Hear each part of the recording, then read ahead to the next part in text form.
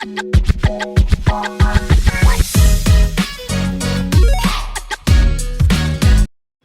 guys, welcome back to my channel Sarthak Commerce Wala.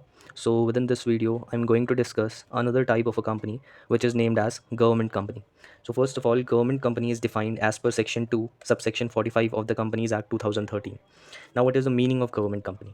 So government company is a company whose at least 51% of paid up share capital is held by either central government or state government, and even by both as well. So which means whether if the central government is holding at least 51% of share capital of a company, or whether particularly state government is holding, or even both combined holding 51% of share capital at least, then that company is considered as a government company.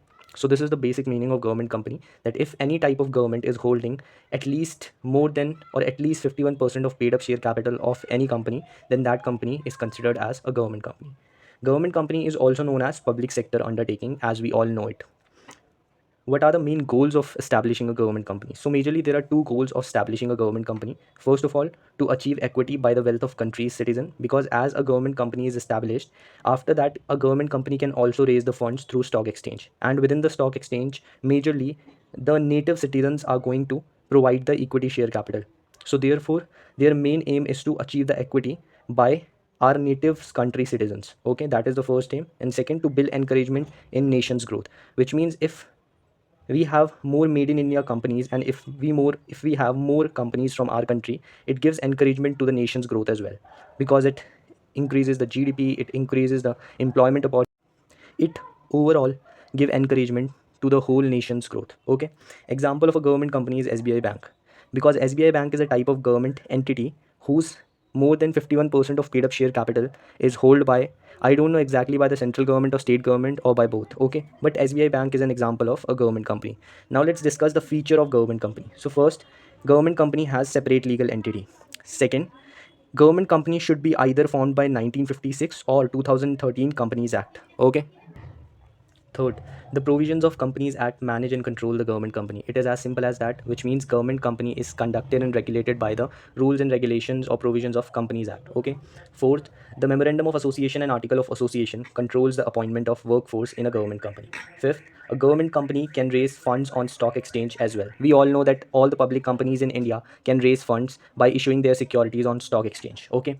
And sixth is that audit of government company is done by CAG, Controller and Audit General of India, which means that for a government company, the audit or auditing is done by the CAG, which means Controller and Audit General of India, which is the most supreme authority of doing the audit. So this authority only do the audit of the government companies majorly. Okay, now let's discuss some limitations of a government company. So first, too much involvement of government authorities, because it is already known as a government company, so already government is so much involved within these companies, due to which there is too much interruption or there is too much involvement of the government within these types of companies, because the board of directors and the top level executives are the government officers, so they have more indulge or they have more involvement within these types of companies. Second, these companies get a lot of subsidies and are free from major obligation, so they can misuse their freedom. Of course, see, any government company get a lot of subsidies, as well as they are totally free from some of the obligation, like they don't have to take any permission from here and there. So because they got a lot of freedom, so sometimes they can misuse their freedom,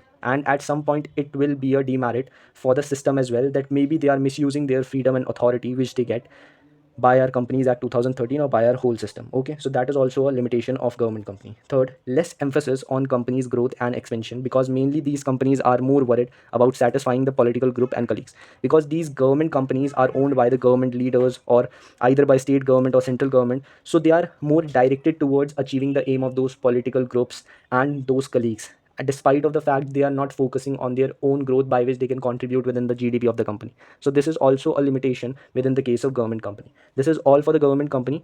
Now you all are thinking that this much only, so you don't have to go within that much in depth of all these types of companies. What I am teaching here, this is more than enough, so just believe on it and go with that faith. Okay, I hope that this video will seems beneficial for you, all the students who are watching this. Please share it with your other friends as well, because your exams are closer and now I will be providing you that kind of a brahmastra which will be helping you before exam to score good marks or even more than good marks within your exam. So please subscribe the channel and stay tuned with the channel, because very important videos will be coming. And also subscribe our Telegram channel, where I will be uploading the previous year question papers and the notes of all these videos. Thank you so much for watching. Bye bye.